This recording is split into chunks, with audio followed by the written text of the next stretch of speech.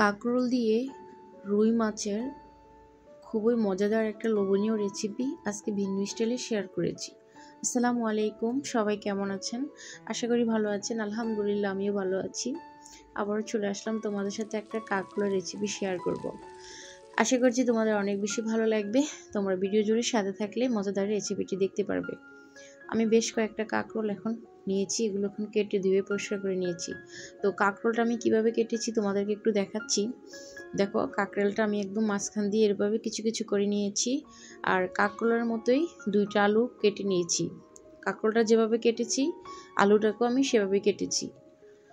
তো এখন চলো এটাকে রান্না করে নেওয়া যাক। আর এভাবে রান্না করলে কাঁকরোলটা যারা খায় না তারাও খাবে, অনেক বেশি মজা হয়। আসলে যে জিনিসটা আমরা কেউ পছন্দ করি না সেটা যদি একটু ভিন্ন স্টাইলে রান্না করা হয় তাহলে আমি মনে করি সবাই পছন্দ করে।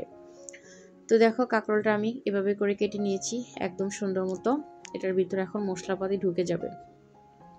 তো আমি এখন কাঁকরোলটাকে ভেজে নেব। তার জন্য একটু লবণ আর হলুদ দিয়েছি। হলুদ আর লবণ দিয়ে কাঁকরোলটাকে এখন আমি ফ্রাই করে নিব। তো এভাবে কাঁকরোলটা ফ্রাই করে রান্না করলে অনেক লোভনীয় হয়। অবশ্যই যারা পছন্দ করো না তারা চেষ্টা করবে এভাবে রান্না করার জন্য। আশা করছি তোমাদের ভালো লাগবে। আর যদি ভিডিওটা তোমাদের উপকারে এসে থাকে প্লিজ সবাই একটু শেয়ার করে দিও, লাইক কমেন্ট করে দিও। তো এখন হচ্ছে আমি কাঁকরোলটাকে ভেজে নিব। তার জন্য আমি একটা ফ্রাই প্যানে পরিমাণ মতো তেল দিয়েছি। আর এখন চুলা জালটা মিডিয়াম আঁচে রেখে কাঁকরোলটাকে আমি কালার করা পর্যন্ত ভেজে নিব। তো একটু তেলটা বেশি দিয়েছি কারণ কাঁকরোলটা ভাজা আমার তাড়াতাড়ি হবে তার জন্য। আর এই তেলের মধ্যে আমি আবার রান্নাটা করতে পারবো। তো তোমরা অবশ্যই এভাবে রান্নাটা একবার হলো করে দেখবা, খুব মজা হয়। আমি কিন্তু আগে কাঁকরোল পছন্দ করতাম না। কাঁকরোল, মিনা, কইরা এই ধরনের সবজিগুলো আমার একদম অপছন্দ।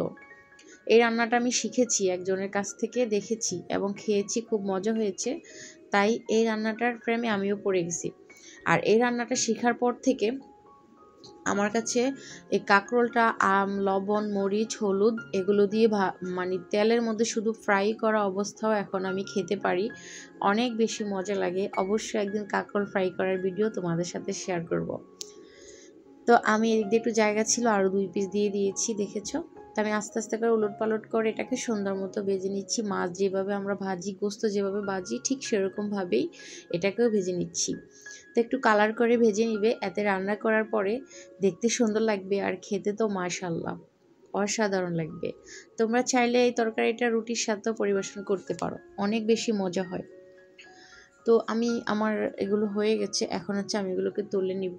এর থেকে বেশি আর ভাজার দরকার নাই, আমি যেরকম ভেজেছি এরকম ভাজলেই হবে। তো আমি সুন্দর মতো করে তুলে নিচ্ছি। তো বন্ধুরা, আমি একটু অসুস্থ, আমার কণ্ঠটা কেমন লাগছে তোমাদের কাছে আমি জানি না, বাট তারপরও ভয়েস দিচ্ছি ভিডিওতে, কষ্ট করে তোমাদের সাথে শেয়ার করতেছি রেসিপিটা। প্রচণ্ড গলা ব্যথা আর ঠান্ডা লেগেছে। তো আমি হচ্ছে বাকি যেগুলো আছে সেগুলো আমি একই রকমভাবে ভেজে নিচ্ছি। দেখো, ভেজে নিব।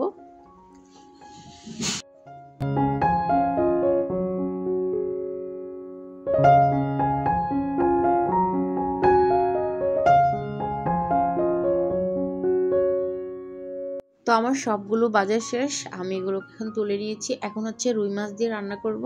তো এখানে বেশ কয়েকটা পিস আছে, সাথে একটা মাথা আছে, লেজ আছে। তা কার মাথা লেজ খেতে পছন্দ মাছের অবশ্যই বলবে। আমার কিন্তু লেজ আর মাথা খুব পছন্দ, পিস বেশি একটা পছন্দ করি না। তো এখন এই মাছগুলোকে ভেজে নিব। আর এই মাছটা একদম তাজা ছিল, 5 কেজি ওজনের একটা মাছ ছিল মাশাআল্লাহ। আপনাদের ভাইয়া সবসময় বড় মাছ ছাড়া কিন্তু কিনে না, কারণ আমরা বড় মাছ ছাড়া খেতে পারি না, আমার রুচিতে দেয় না। ছোট মাছ হলে তো আমি খাই না, ছোট মাছ, মুরগি এগুলো আমি একদম খেতে পারি না। তাই আপনাদের ভাইয়া চেষ্টা করে সবসময় একটু বড় মাছটা কেনার, বড় মুরগিটা কেনার, কারণ আমি রান্না করব, আমারই যদি না রুচিতে দেয়, না খেতে পারি তাহলে কী লাভ হবে। তাই উনি চেষ্টা করে আমার রুচির মতো, আমার পছন্দ মতো সব কিছু আনার। অবশ্যই আমার হাজব্যান্ডের জন্য সবাই দোয়া করবেন, আল্লাহ তাআলা যেন ওনাকে নেক হায়াত দান করে। পাশাপাশি আমার পরিবারের সবার জন্য দোয়া করবেন। তো এখানে দেখো, আমি মাছগুলোকে সুন্দর মতো ভেজে নিচ্ছি। আর মাছটা তাজা মাছ খেতে এত মজা, মাশাআল্লাহ। আল্লাহর দেয়া সব কিছুই অনেক মজা, আল্লাহর দেয়া নিয়ামত। তো এখন ওই মাছ ভাজা তেলে আর একটু তেল দিয়ে এখন হচ্ছে আমি তরকারিটাকে বসাই দিব। তো তেলের মধ্যে আমি পেঁয়াজ দিয়ে দিয়েছি। দেখো, পরিমাণ মতো পেঁয়াজ কুচি দিলাম। এখন হচ্ছে লবণ দিয়ে আমি পেঁয়াজটাকে ভেজে নিব কালার করে, তারপরে সব মশলাপাতি এখানে অ্যাড করে দিব। সাথে থাকো, ভিডিওটা দেখতে থাকো। তো আমার পেঁয়াজটা কিন্তু ভাজা হয়ে গেছে। এখন হচ্ছে আমি এখানে মশলা দিব। এটা ছিল রসুন পেস্ট, আদা পেস্ট, মরিচের গুঁড়া, তারপরে হচ্ছে হলুদের গুঁড়া, তারপর জিরার গুঁড়া। এই মশলাগুলো কিন্তু বাসায় আমাদের সবারই থাকে, এটা কমন একটা মশলা। আমরা কিন্তু বেশ রান্নার মধ্যে কিন্তু এই 5-6টা মশলা ব্যবহার করে থাকি। আমরা যখন সাধারণ কোনো রান্নাবান্না করি তখন কিন্তু আমাদের এই মশলাগুলো লাগে, আর যদি স্পেশালি কোনো রান্না করি তাহলে আর বাইরে মশলা ব্যবহার করতে হয়। আমি কি ঠিক বলেছি বন্ধুরা? তোমরা অবশ্যই কমেন্ট করে জানাবে তোমরা কে কে সাধারণ মাছ সবজি রান্নার মধ্যে এর থেকে বেশি মশলা ব্যবহার করো, অবশ্যই বলবে। আমি কিন্তু এই ঘরোয়া মশলাগুলো দিয়েই বেশিরভাগে রান্না করি, যদি স্পেশালি কোনো রোস্ট, কোনো কোরমা, গরু মাংস রান্না না করা হয় তাহলে। তো এই মশলাটাকে আমি সুন্দর করে কষায় নিতেছি। দেখো মশলা থেকে তেল ছেড়ে আসতেছে। আবারও একটু পানি দিয়ে কষায় নিব, কারণ যত বেশি কষাবো তত বেশি টেস্ট ভালো আসবে এই রান্নার। তো আমি একটু পানি দিয়েছি, আবার ওইটাকে সুন্দর করে 50 সেকেন্ডের মতো কষায় নিব। আসলে তরকারির টেস্ট কিন্তু মশলা কষানোর মধ্যে থেকে নির্ভর করে। যত বেশি মশলা কষাবেন তত বেশি হচ্ছে তরকারির টেস্ট দারুণ আসে।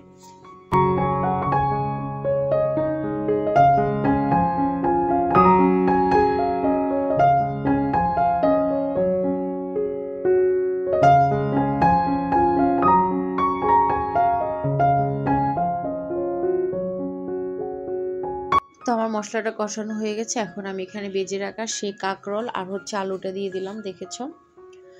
তো এগুলোকেও সুন্দর মতো এখন আমি কষায় নিব।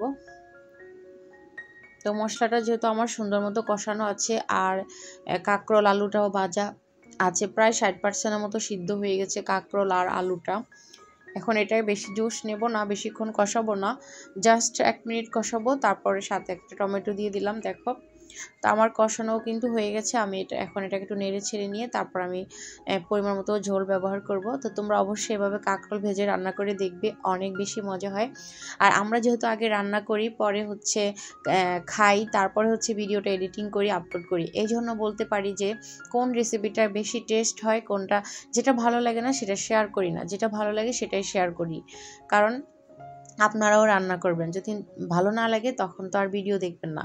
তাই যেটা বেশি মজা হয় সেটাই শেয়ার করার চেষ্টা করি ইনশাল্লাহ। তো দিয়ে দিলাম পরিমাণ মতো ঝোল। তো আমার ঝোলটা যখন উতরানি চলে আসছে, এই পর্যায়ে আমি মাছগুলো দিয়ে দিচ্ছি। দেখো